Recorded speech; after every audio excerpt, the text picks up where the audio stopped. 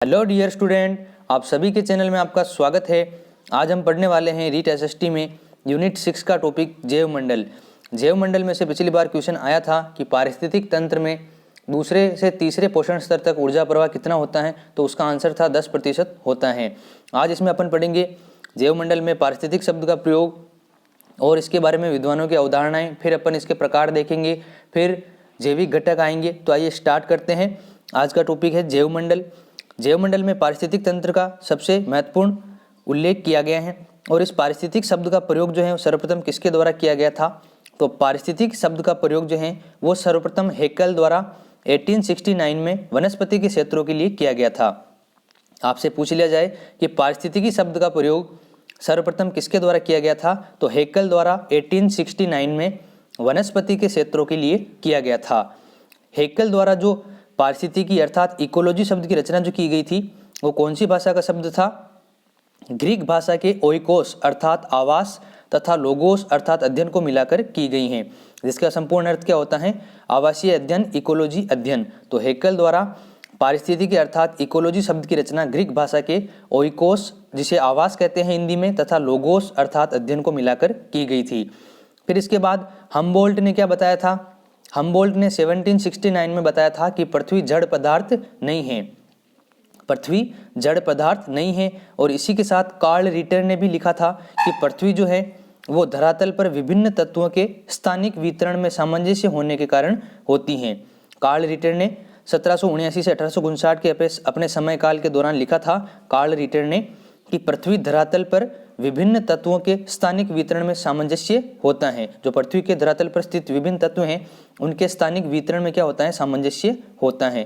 फिर इसके बाद रिटर ने आगे बताया था कि पृथ्वी उत्पत्ति के नियम मानव नहीं बनाता, बल्कि पृथ्वी के अपने खुद के स्वयं के नियम होते हैं जिनका अध्ययन मानव कल्याण के लिए महत्वपूर्ण होता है। तो पृथ्वी की जो उत्पत्ति हुई है वो कैसे हुई है, इसके नियम मानव नहीं बनाता, जबकि पृथ्वी के खुद के अपने नियम होते हैं जिनका अध्ययन मानव कल्याण के लिए महत्वपूर्ण होता है। रियलिटी में 1935 में एजी टेंसले द्वारा किए गए जीव मंडल के अध्ययन में पारिस्थितिक तंत्र शब्द का प्रयोग किए जाने पर ही विश्व का ध्यान इस ओर गया था। तो आपसे पूछ लिया जाए पारिस्थितिक तंत्र शब्द का प्रयोग सबसे पहले किसने किया था, तो 1935 में एजी टेंसले द्वारा जीव मंडल के अध्ययन में पारिस्थितिक तंत्र शब्द का प्रयोग किया गया था। टेंसले कहते हैं कि वह तंत्र जिसमें पर्यावरण के जैविक और अजैविक कारक अंतः संबंधित होते हैं, एक दूसरे से संबंधित होते हैं, वो क्या कहलाता है, पारिस्थितिक तंत्र कहलाता है। ऐसा तंत्र जिसमें पर्यावरण के जैविक और अजैविक कारक अंतः संबंधित होते हैं वो तंत्र क्या कहलाता है, पारिस्थितिक तंत्र कहलाता है। ये किसने कहा था, टेंसले ने कहा था। और पारिस्थितिक तंत्र शब्द का प्रयोग भी सर्वप्रथम 1935 में टेंसले के द्वारा ही किया गया था। और पारिस्थितिक शब्द को आर डजोज ने किस प्रकार परिभाषित किया है, ये आर डजोज की परिभाषाएं याद रखिएगा। पारिस्थितिकी एक ऐसा विज्ञान है जिसका संबंध जीवों के जीवन की दशाओं और जिस पर्यावरण में ये निवास करते हैं उस पर्यावरण तथा उन जीवों के बीच के अंतर संबंधों का अध्ययन करना है। ये पारिस्थितिकी के बारे में किसकी परिभाषा है, आर डजोज ने कहा है कि पारिस्थितिकी एक ऐसा विज्ञान है जिसका संबंध जीवों के जीने की दशाओं और जिस पर्यावरण में वे निवास करते हैं उस पर्यावरण तथा उन जीवों के बीच के अंतर संबंधों का अध्ययन करना है। ये परिभाषा है आर डजोज की। फिर अपन देखते हैं पारिस्थितिक तंत्र की अवधारणा। एक भौगोलिक इकाई में निवास करने वाले जीवों और उस इकाई के पर्यावरण के अंतर संबंधों का समयबद्ध और क्रमबद्ध अध्ययन क्या कहलाता है, पारिस्थितिक तंत्र कहलाता है। एक भौगोलिक इकाई में जितने भी जीव निवास करते हैं और उस इकाई के पर्यावरण के अंतर संबंध जो होते हैं उनका क्रमबद्ध रूप से अध्ययन और समयबद्ध अध्ययन क्या कहलाता है, पारिस्थितिक तंत्र कहलाता है। अब आप विभिन्न विद्वानों की पारिस्थितिक तंत्र की परिभाषा देखिए। सबसे पहले है R.L. लिंडमैन। इन्होंने 1942 में कहा था कि वह तंत्र जो किसी भी परिमाण वाले एक विशिष्ट समय इकाई में भौतिक, रासायनिक, जैविक प्रक्रियाओं द्वारा निर्मित हो पारिस्थितिक तंत्र कहलाता है। वह तंत्र जो किसी भी परिमाण वाले एक विशिष्ट समय इकाई में भौतिक और रासायनिक, जैविक प्रक्रियाओं द्वारा निर्मित होता है वो तंत्र क्या कहलाता है, पारिस्थितिक तंत्र कहलाता है। ये परिभाषा किसने दी है, पारिस्थितिक तंत्र की, R.L. लिंडमैन ने। फिर इसके बाद आते हैं फास्बर्ट। इन्होंने कहा था, फास्बर्ट ने, कि पारिस्थितिक तंत्र एक कार्यशील और परस्पर क्रियाशील तंत्र होता है जिसका संगठन एक या अधिक जीवों तथा उनके पर्यावरण से होता है। ये कहना है फास्बर्ट का कि पारिस्थितिक तंत्र जो होता है एक कार्यशील और परस्पर क्रियाशील तंत्र होता है जिसका संगठन एक या अधिक जीवों तथा उनके पर्यावरण से होता है। फिर 1971 में ओडम ने पारिस्थितिक तंत्र के बारे में कहा था कि पारिस्थितिक तंत्र ऐसे जीवों तथा उनके पर्यावरण की आधारभूत कार्यात्मक इकाई हैं जो दूसरे पारिस्थितिक तंत्रों से तथा अपने अवयवों के मध्य निरंतर अंतःक्रिया करने रहने से उत्पन्न होता है। ये परिभाषा है ओडम की कि पारिस्थितिक तंत्र ऐसे जीवों तथा उनके पर्यावरण की आधारभूत कार्यात्मक इकाई होती हैं जो कि दूसरे पारिस्थितिक तंत्रों से तथा अपने अवयवों के मध्य निरंतर अंतःक्रिया करते रहते हैं। फिर इसके बाद पीटर हेगेट ने कहा था, पीटर हेगेट ने पारिस्थितिक तंत्र एक ऐसी पारिस्थितिक व्यवस्था है जिसमें पादप तथा जीव जंतु अपने पर्यावरण से पोषण श्रृंखला द्वारा जुड़े रहते हैं। ये इंपॉर्टेंट परिभाषा है इसकी पारिस्थितिक तंत्र की, याद रखिएगा। पीटर हेगेट ने कहा था कि पारिस्थितिक तंत्र ऐसी पारिस्थितिक व्यवस्था है जिसमें पादप और जंतु जो हैं वो अपने पर्यावरण से किसके द्वारा जुड़े रहते हैं, पोषण श्रृंखला से जुड़े रहते हैं। फिर स्ट्रोहलर ने कहा था कि पारिस्थितिक तंत्र ऐसे घटकों का समूह है जो जीवों के समूह के साथ परस्पर क्रियाशील रहता है। ये कहना है स्ट्रोहलर का कि पारिस्थितिक तंत्र ऐसे घटकों का समूह होता है जो कि जीवों के साथ परस्पर क्रियाशील रहता है। इस क्रियाशीलता में पदार्थों तथा ऊर्जा का निवेश होता है जो किसका निर्माण करते हैं, जैविक संरचना का निर्माण करते हैं। फिर लास्ट परिभाषा है इसकी सीसी पार्क की। सीसी पार्क ने कहा था कि पारिस्थितिक तंत्र एक निश्चित क्षेत्र के अंतर्गत समस्त प्राकृतिक जीवों तथा तत्वों का सकल योग होता है। ये कहना है सीसी पार्क का कि पारिस्थितिक तंत्र जो है एक निश्चित क्षेत्र के अंतर्गत समस्त प्राकृतिक जीवों और तत्वों का सकल योग होता है। ये कहना है सीसी पार्क का। अब अपन इसके बाद देखते हैं पारिस्थितिक तंत्र के कितने प्रकार होते हैं। तो सबसे पहले आता है ऊर्जा के स्रोत के आधार पर। ऊर्जा के स्रोत के आधार पर पारिस्थितिक तंत्र दो प्रकार के होते हैं। पहला होता है प्राकृतिक पारिस्थितिक तंत्र।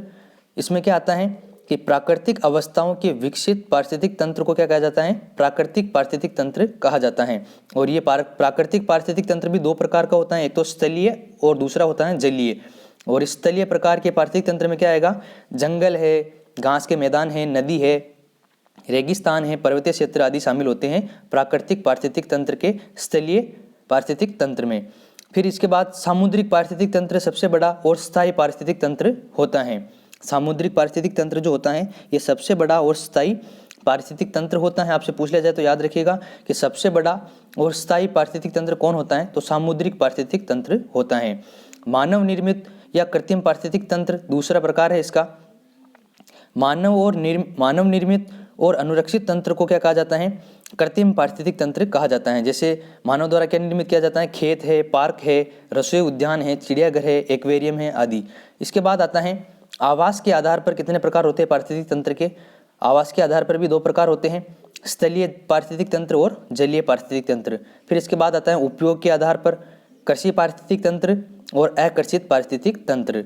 फिर आता है विकास के आधार पर, तो विकास के आधार पर प्रौढ़ पारिस्थितिक तंत्र और अपूर्ण पारिस्थितिक तंत्र।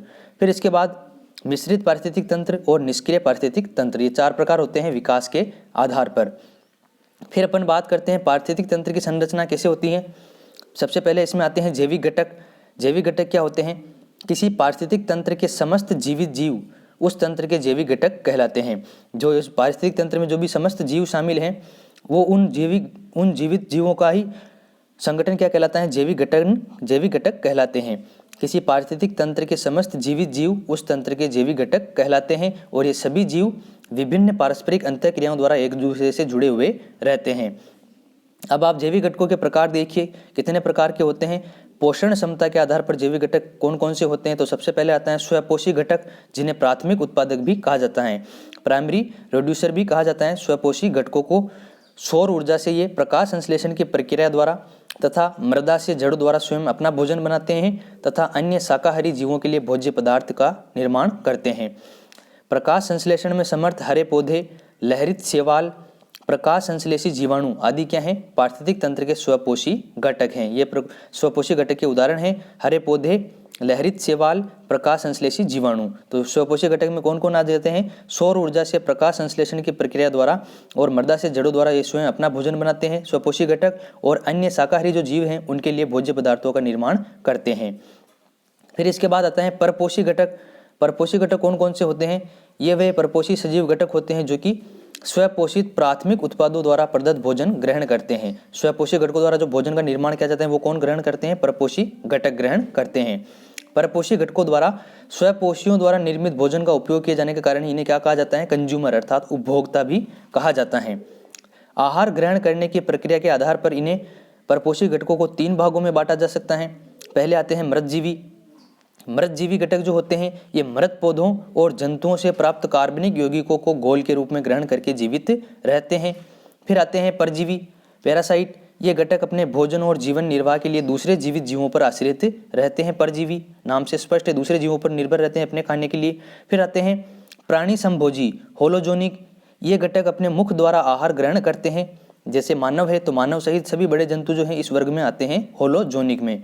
फिर आता है कार्यशीलता के आधार पर जैविक घटक के कितने प्रकार होते हैं? तो कार्यशीलता के आधार पर जैविक घटक के 2 प्रकार होते हैं, उत्पादक प्रोड्यूसर और दूसरा है उपभोक्ता अर्थात कंज्यूमर। ये परपोषी जीव होते हैं जो स्वपोषी पादपों द्वारा निर्मित भोजन ग्रहण करते हैं। ये भी 3 प्रकार के होते हैं। पिछली बार 2015 में रीट में इससे क्वेश्चन आया था। शाकाहारी या प्राथमिक उपभोक्ता, ये कौन होते हैं? पौधों की पत्तियों या उनके उत्पादों से भोजन प्राप्त करने वाले समस्त जीव जो हैं, जैसे खरगोश है, हिरण, बकरी, गाय आदि, ये क्या कहलाते हैं? शाकाहारी या प्राथमिक उपभोक्ता कहलाते हैं। फिर आता है मांसाहारी या द्वितीयक उपभोक्ता। ये शाकाहारी जंतुओं को मारकर अपना भोजन प्राप्त करते हैं, इसलिए इन्हें क्या कहा जाता है? द्वितीय उपभोक्ता कहा जाता है। जैसे मेंढक है, बिल्ली, लोमड़ी, कुत्ता, शेर, ये क्या है? मांसाहारी या द्वितीयक उपभोक्ता। फिर आता है सर्वाहारी या तृतीयक उपभोक्ता। इस श्रेणी में वे जीव आते हैं जो पादपों, शाकाहारी व मांसाहारी जीवों को खाकर अपना भोजन प्राप्त करते हैं, जिसमें मानव, बाज, गिद्ध, मछलियां, शेर आदि। ये शाकाहारी और मांसाहारी दोनों प्रकार का खाना खा सकते हैं, इसलिए इन्हें क्या कहा जाता है? सर्वाहारी या तृतीयक उपभोक्ता। फिर आता है अपघटक। अपघटक में कौन कौन शामिल होते हैं? इसमें मुख्यतः सूक्ष्म जीवाणु तथा कवक शामिल होते हैं जो कि मृत पादपों और जंतुओं सहित जैविक पदार्थों को सड़ा गलाकर उनका अपघटन कर देते हैं, इसलिए ये क्या कहलाते हैं? अपघटक कहलाते हैं। फिर दूसरे प्रकार के आते हैं जैविक घटक के बाद अजैविक घटक। अजैविक घटक कितने प्रकार के होते हैं? अजैविक घटक 3 प्रकार के होते हैं। जलवायु तत्व, जैसे सूर्य का प्रकाश है, तापमान, वर्षा, आर्द्रता, जलवाष्प आदि किसमें शामिल होते हैं? जलवायु तत्व में। फिर आता है कार्बनिक पदार्थ, जैसे प्रोटीन है, कार्बोहाइड्रेट है, वसा, तरल पदार्थ आदि, इन्हें क्या कहा जाता है? कार्बनिक पदार्थ कहा जाता है। इन्हें शरीर का निर्माणक पदार्थ भी कहा जाता है। फिर आते हैं अकार्बनिक पदार्थ में, जैसे ऑक्सीजन है, कार्बन डाइऑक्साइड है, नाइट्रोजन, हाइड्रोजन, जल, कार्बन, सल्फर, कैल्शियम, खनिज लवण आदि किसमें आते हैं? अकार्बनिक पदार्थों में शामिल होते हैं। अब आता है खाद्य श्रृंखला, फूड चेन। पारिस्थितिक तंत्र में सभी जीव जो कि उत्पादक और उपभोक्ता की श्रेणी में आते हैं, एक क्रम या श्रृंखला में बंधे हुए रहते हैं, व्यवस्थित रहते हैं। जीवों की इस व्यवस्थित श्रृंखला को, जिसके द्वारा खाद्य, ऊर्जा और पोषक पदार्थों का स्थानांतरण होता है, क्या कहलाती है? खाद्य श्रृंखला, फूड चेन कहलाती हैं। इससे क्वेश्चन आया हुआ है 2015 में भी, और ऊर्जा प्रवाह से 2018 में क्वेश्चन आया था। अब देखिए, खाद्य श्रृंखला के प्रत्येक स्तर को क्या कहते हैं? पोष स्तर कहते हैं। प्रत्येक स्तर या कड़ी को पोष स्तर कहते हैं, क्योंकि एक दूसरे से जुड़े हुए होते हैं। जैसे घास है तो घास क्या है? पोष स्तर का प्रथम भाग है। घास को कौन खाता है? टिड्डा खाता है, तो ये पोष स्तर का द्वितीय भाग है। फिर टिड्डे को कौन खाती है? छिपकली खाती है, जो कि पोष स्तर का तृतीय भाग है। और छिपकली को कौन खाता है? बाज खाता है, जो कि पोष स्तर का चौथा भाग है। तो इस प्रकार क्वेश्चन आया था पिछली बार, याद रखिएगा, घास। अब आता है अपने पारिस्थितिक तंत्र में ऊर्जा प्रवाह। इससे क्वेश्चन आया था कि पारिस्थितिक तंत्र में दूसरे से तीसरे पोषण तंत्र में ऊर्जा प्रवाह कितना होता है? तो 10% रह जाता है। तो ये अपना अगला टॉपिक है। पारिस्थितिक तंत्र में ऊर्जा प्रवाह किस प्रकार होता है कि एक पारिस्थितिक तंत्र के जैविक और अजैविक घटक जो है उस तंत्र की पर्यावरणीय पारिस्थितिक से नियंत्रित होकर एक निश्चित प्रक्रिया में गतिशील या क्रियाशील रहते हैं, और उन्हें क्रियाशील रहने के लिए किसकी आवश्यकता होती है? ऊर्जा की आवश्यकता होती है। और यही ऊर्जा जो होती है उन्हें इस पारिस्थितिक तंत्र को गतिशील बनाए रखती है, और इस समस्त प्रक्रिया को क्या कहा जाता है? ऊर्जा प्रवाह कहा जाता है। अब आप देखिए, सौर ऊर्जा का मात्र 0.02% भाग पौधों द्वारा रासायनिक ऊर्जा में परिवर्तित किया जाता है। याद रखिएगा, सौर ऊर्जा का कितना प्रतिशत भाग पौधों द्वारा रासायनिक ऊर्जा में परिवर्तित किया जाता है? तो 0.02% भाग जो होता है सौर ऊर्जा का, वो पौधों द्वारा रासायनिक ऊर्जा में परिवर्तित किया जाता है। पौधे जो होते हैं वो कार्बन डाइऑक्साइड और जल की सहायता से सौर ऊर्जा को प्रकाश संश्लेषण विधि द्वारा भोज्य पदार्थ में बदलने का कार्य निम्न रासायनिक सूत्र के द्वारा करते हैं। याद रखिएगा आप कि पौधे जो हैं वो कार्बन डाइऑक्साइड और जल की सहायता से सौर ऊर्जा को प्रकाश संश्लेषण विधि द्वारा भोज्य पदार्थ में बदलने का कार्य कौन से सूत्र द्वारा करते हैं? तो ये सौर ऊर्जा का सूत्र है इसका 6CO2 + 6H2O = chlorophyll C6H12O6 + 6O2। तो ये सूत्र आप याद रखिएगा, रासायनिक सूत्र। ओडम के अनुसार सूर्यातप के औसत प्रतिदिन प्रति वर्ग मीटर 3000 किलो कैलोरी ऊर्जा प्राप्त होती है। जो सूर्य का तप है, सूर्य का जो गर्मी है, इससे प्रतिदिन प्रति वर्ग मीटर 3000 किलो कैलोरी ऊर्जा प्राप्त होती है। तो याद रखना, ओडम ने क्या कहा है कि सूर्याताप से औसत प्रतिदिन प्रति वर्ग मीटर 3000 किलो कैलोरी ऊर्जा प्राप्त होती है और इसमें से 1500 किलो कैलोरी ऊर्जा पौधों द्वारा अवशोषित की जाती है, जिसका केवल 1% अर्थात 15 किलो कैलोरी रासायनिक ऊर्जा में चेंज होती है। याद रखिएगा। फिर इसके बाद आता है द्वितीयक और तृतीय पोषण स्तर पर यह घटकर क्रमशः 1.5 किलो कैलोरी और 0.3 किलो कैलोरी रह जाती हैं, अर्थात औसत 10% रह जाती हैं दूसरे से तीसरे पोषण स्तर पर। याद रखना, ये क्वेश्चन आया था कि दूसरे से तीसरे पोषण स्तर पर ऊर्जा प्रवाह जो है घटकर कितना रह जाता है, औसत 10% रह जाता है। वन रिपोर्ट जो थी 2015 की, उसके अनुसार देश में कुल वन क्षेत्र लगभग कितना है, 7,01,673 वर्ग किलोमीटर है, जो देश के कुल भौगोलिक क्षेत्र का कितना है, 22.02% है। इसमें से सघन वन क्षेत्र 4,80,214 वर्ग किलोमीटर 13.92% तथा खुला वन क्षेत्र जो है वो 2,21,459 वर्ग किलोमीटर है, जो कि 8.10% है। इनमें से भी पेड़ों से ढका हुआ क्षेत्र कितना है, 92,572 वर्ग किलोमीटर, जो कि कुल भौगोलिक क्षेत्रफल का 2.82% भाग है। अब आता है पारिस्थितिक संतुलन। ये क्या होता है कि किसी पारितंत्र या आवास में जीवों के समुदाय में परस्पर गतिक साम्यता की अवस्था जो होती है वो क्या कहलाती है, पारिस्थितिक संतुलन कहलाती है। पारिस्थितिक किसी परितंत्र या आवास में जीवों का जो समुदाय होता है उनकी जो साम्यता होती है, गतिक साम्यता, वो अवस्था ही क्या कहलाती है, पारिस्थितिक संतुलन कहलाती है। और ये कब संभव होता है, जब जीवधारियों की विविधता अपेक्षाकृत स्थायी बनी रहे। क्रमशः ऐसा परिवर्तन प्राकृतिक अनुक्रमण के द्वारा ही होता है। इसके उदाहरण विशाल घास के मैदानों में मिलते हैं, जहाँ पर शाकाहारी जंतु जैसे हिरण, जेबरा, भैंस आदि अत्यधिक संख्या में होते हैं। दूसरी तरफ मांसाहारी जंतु अधिक नहीं होते हैं, तो स्थायी अवस्था में रहते हैं। ये जीवधारी जो है विविध अपेक्षाकृत स्थायी रहते हैं। इसके कारण ये क्या कराते हैं, पारिस्थितिक संतुलन बना रहता है। और यह परिवर्तन जो है प्रतिस्पर्धा के कारण होता है और ये प्रारंभिक वनों की संरचना को बदल देते हैं और यही अनुक्रमण कहलाता है, सक्सेशन कहलाता है। यह आपका हो गया जैवमंडल कंप्लीट। इसके बाद अपन पढ़ेंगे चट्टाने। तो आपको अगर वीडियो पसंद आए तो लाइक जरूर कीजिएगा और चैनल को सब्सक्राइब नहीं किया तो सब्सक्राइब जरूर कीजिएगा। मिलते हैं अगले वीडियो में। पढ़ते रहिए आपके अपने चैनल के साथ। जय हिंद, जय भारत।